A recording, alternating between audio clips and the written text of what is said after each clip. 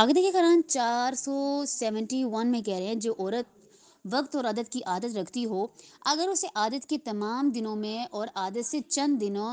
دن پہلے اور عادت کے چند دن بعد خون آئے اور وہ کل ملا کر 10 دن سے زیادہ نہ ہو تو وہ سارے کا سارا حیض ہے، اور اگر یہ مدت 10 دن سے بڑھ جائے تو جو خون اسے عادت کے دنوں میں آیا ہے وہ حیض ہے، اور جو عادت سے پہلے یا بعد میں آیا ہو وہ استحاضہ ہے، ٹھیک ہے۔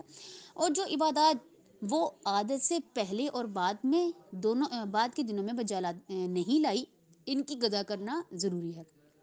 اور اگر جو عبادات وہ عادت سے پہلے اور بعد میں دونوں میں بجا نہیں لائی، ان کی قضا کرنا ضروری ہے۔ اور اگر عادت کے تمام دنوں میں اور ساتھ ہی عادت سے کچھ دن پہلے اسے خون آئے اور ان سب دنوں کو ملا کر ان کی تعداد 10 دن سے زیادہ نہ ہو تو سارا کا سارا حیض، اور اگر دنوں کی تعداد 10 سے زیادہ ہو جائے تو صرف عادت کے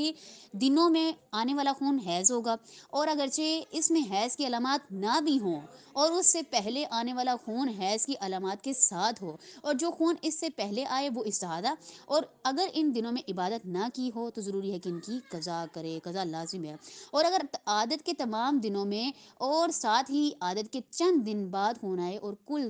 دنوں کی تعداد ملا کر 10 دن سے زیادہ نہ ہو تو سارے کا سارا حیض، اور اگر یہ تعداد 10 دن سے بڑھ جائے تو صرف عادت کے دنوں میں آنے والا خون حیض ہے اور باقی استحاضہ ہے۔